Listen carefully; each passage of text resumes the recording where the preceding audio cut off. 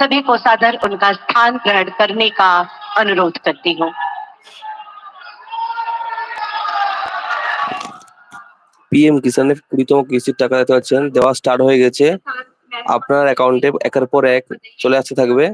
आदरणीय श्री योगी आदित्यनाथ जी का तथा मंच पर उपस्थित सभी गणमान्य जनों का और इस पंडाल में उपस्थित आप सबकी विशाल उपस्थिति का स्वागत के ही क्रम में मैं हम सब की तरफ से माननीय मुख्यमंत्री जी से अनुरोध करती हूँ कि हम सब की तरफ से एक स्मृति चिन्ह जो इस सावन के मास को परिपूर्ण करता है, माननीय प्रधानमंत्री जी को भेंट करके प्रदान करके आप सबके करतल ध्वनि के बीच उनका स्वागत करें, अभिनंदन करें।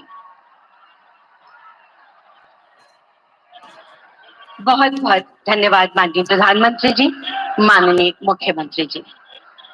माननीय प्रधानमंत्री जी के यशस्वी नेतृत्व में उत्तर प्रदेश के माननीय मुख्यमंत्री श्री योगी आदित्यनाथ जी उत्तर प्रदेश की प्रगति को, उसके विकास की गाथा को नित्य नए आयामों तक पहुंचा रहे हैं। मैं बड़े ही आदर के साथ माननीय मुख्यमंत्री जी से अनुरोध करती हूं कि वो आए और अपना स्वागत उद्बोधन प्रेषित करें। माननीय मुख्यमंत्री जी।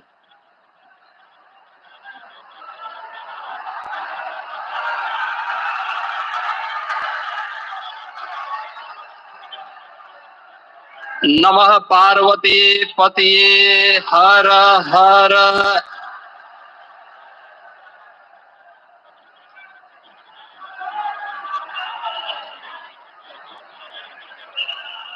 पावन सावन मास में साथियों, आज यूपी इतनी तेज गति से औद्योगिक विकास कर रहा है। देश और दुनिया की बड़ी बड़ी कंपनियां यहां निवेश कर रही हैं। इसके पीछे भाजपा सरकार की विकास पर नीतियों की बड़ी भूमिका है। सपा के समय में यूपी में अपराधी बेखौफ थे और निवेशक यहां आने से भी डरते थे, लेकिन भाजपा की सरकार में अपराधी में खौफ है और निवेशक यूपी के भविष्य में भरोसा देख रहे हैं। मैं विकास की रफ्तार के लिए यूपी सरकार को बधाई देता हूं। साथियों, मुझे संतोष है कि काशी में विकास का महायज्ञ लगातार जारी है। आज शुरू हुए रेल ओवरब्रिज, जल जीवन मिशन से जुड़े प्रोजेक्ट, काशी के स्कूलों का नवनिर्माण कार्य, होम्योपैथिक कॉलेज का निर्माण, मुंशी प्रेमचंद की विरासत को सहेजना, ये सारे काम भव्य काशी, दिव्य काशी, समृद्ध काशी और मेरी काशी के निर्माण को गति देंगे। यहां सेवापुरी में आना भी सौभाग्य से ही होता है। ये मां कालका देवी की ड्योढ़ी है। मैं यहां से मां कालका के चरणों में वंदन करता हूं।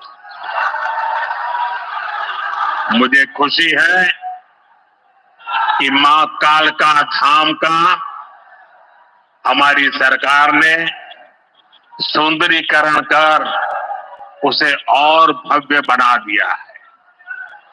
मंदिर तक आना जाना भी आसान हो गया है। सेवापुरी का इतिहास क्रांति का इतिहास रहा है। स्वतंत्रता संग्राम में यहाँ के अनेकों लोगों ने भागीदारी की थी। यही वो सेवापुरी है जहाँ महात्मा गांधी की कल्पना साकार हुई। यहाँ घर घर महिला पुरुष के हाथों में चरखा हुआ करता था। और सहयोग देखिए, अब चांदपुर से भदोई रोड जैसे प्रोजेक्ट से काशी के बुनकरों के साथ भदोही के बुन इसका लाभ बनारसी सिल्क के बुनकरों को भी होगा और भदोही के कारीगरों को भी होगा। साथियों, काशी बौद्धिक जनों की नगरी है। आज जब हम आर्थिक प्रगति की बात कर रहे हैं तो मैं आपका ध्यान वैश्विक हालातों पर भी ले जाना चाहता हूं। आज दुनिया की अर्थव्यवस्था कई आशंकाओं से गुजर रही है। अस्थिरता का माहौल है। ऐसे में दुनिया के देश अपने अपने हितों पर फोकस कर रहे हैं। अपने अपने देश কার কার পিএম কিষানের টাকা ঢুকেছে অবশ্যই কমেন্টে জানাবেন। भारत भी दुनिया की तीसरी सबसे बड़ी अर्थव्यवस्था बनने जा रहा है।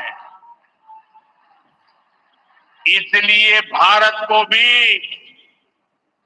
अपने आर्थिक हितों को लेकर सजग रहना ही है। हमारे किसान, हमारे लघु उद्योग, हमारे नौजवानों के रोजगार, इनका हित हमारे लिए सर्वोपरि है। सरकार इस दिशा में हर प्रयास कर रही है, लेकिन देश के नागरिक के रूप में भी हमारा दायित्व है। और ये बात सिर्फ मोदी नहीं, हिंदुस्तान के हर व्यक्ति ने दिन में हर पल बोलते रहना चाहिए, दूसरे को कहते रहना चाहिए। जो देश का भला चाहते हैं, जो देश को तीसरे नंबर की इकोनॉमी बनाना चाहते हैं, ऐसा कोई भी राजनीतिक दल हो, कोई भी राजनेता हो, उसने अपने संकोच को छोड़ करके देश हित में हर पल, हर बार, हर जगह देशवासियों के अंदर एक भाव जगाना होगा, और वो है हम स्वदेशी का संकल्प लें। अब हम कौन सी चीजों को खरीदेंगे, कौन से तराजू से तोलेंगे? मेरे भाइयों बहनों, मेरे देशवासियों, अब हम कुछ भी खरीदें तो एक ही तराजू होना चाहिए। हम उन चीजों को खरीदेंगे जिसे बनाने में किसी न किसी भारतीय का पसीना बहा है। और जो चीज भारत के लोगों द्वारा बनी है, भारत के लोगों के कौशल्य से बनी है, भारत के लोगों के पसीने से बनी है, हमारे लिए बहुत स्वदेशी है। हमें vocal for local, vocal for local मंत्र को अपनाना होगा। हम संकल्प लें कि हम मेक इन इंडिया प्रोडक्ट्स को ही बढ़ावा देंगे।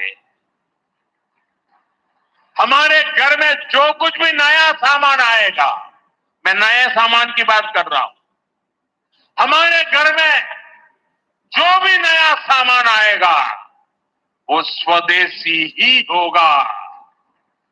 ये जिम्मेदारी हर देशवासी को लेनी होगी। और मैं आज मेरे व्यापार जगत के भाई बहनों से विशेष आग्रह करना चाहता हूं। मैं मेरे दुकानदार भाई बहनों से आग्रह करना चाहता हूं, जब दुनिया इस प्रकार से अस्थिरता के माहौल से गुजर रही है, तब हम भी, चाहे व्यापार हो, छोटी दुकान हो, कारोबार करते हो, अब हम हमारे यहां से सिर्फ और सिर्फ स्वदेशी माल ही बेचेंगे। साथियों, ये स्वदेशी माल बेचने का संकल्प भी देश की सच्ची सेवा होगा। आने वाले महीने त्योहारों के महीने हैं, दिवाली आएगी, बाद में शादियों के तो समय आएगा। हर अब स्वदेशी ही खरीदेंगे। मैंने जब देशवासियों को कहा था मेड इन इंडिया, अब विदेशों में जाकर के शादियां कर करके देश का धन मत लुटाओ। और मुझे खुशी है, कई नौजवान मुझे चिट्ठी लिखते थे कि हमारा परिवार तो विदेश में शादी करना तय किया था, लेकिन आपकी बात सुन करके अब हमने वहां का सारा कैंसिल कर दिया, थोड़ा खर्चा भी हो गया, लेकिन अब हम भारत में ही शादी करेंगे। हमारे यहाँ भी बहुत अच्छे स्थान है जहां शादी ब्याह हो सकता है। हर बात में स्वदेशी का भाव आने वाले दिनों में हमारा भविष्य तय करने वाला है। और ये महात्मा गांधी को भी बड़ी श्रद्धांजलि होगी। साथियों, सबके प्रयास से ही विकसित भारत का सपना पूरा होगा। एक बार फिर आपको आज के विकास कार्यों की बहुत बहुत बधाई देता हूं और भविष्य में वोकल फॉर लोकल, खरीदेंगे तो स्वदेशी खरीदेंगे, घर सजाएंगे तो स्वदेशी से सजाएंगे, जिंदगी बढ़ाएंगे तो स्वदेशी से बढ़ाएंगे। इस मंत्र को लेकर के चल पड़े। बहुत बहुत धन्यवाद। मेरे साथ बोले हर हर महादेव।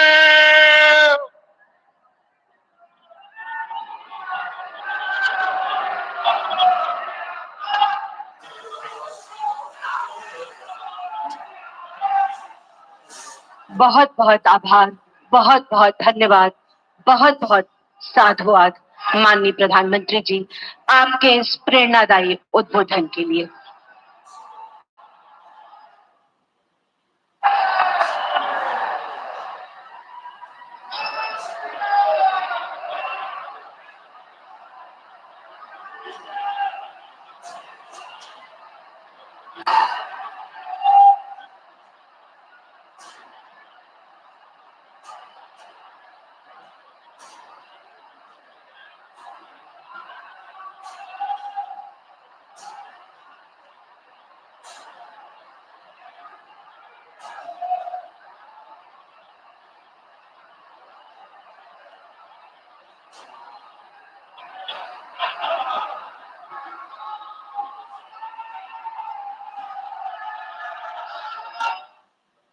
तो इसी तस्वीर आपने देखी और संबोधन सुना प्रधानमंत्री नरेंद्र मोदी का, जिन्होंने न सिर्फ सीधे तौर पर बताया कि किस तरीके से स्वदेशी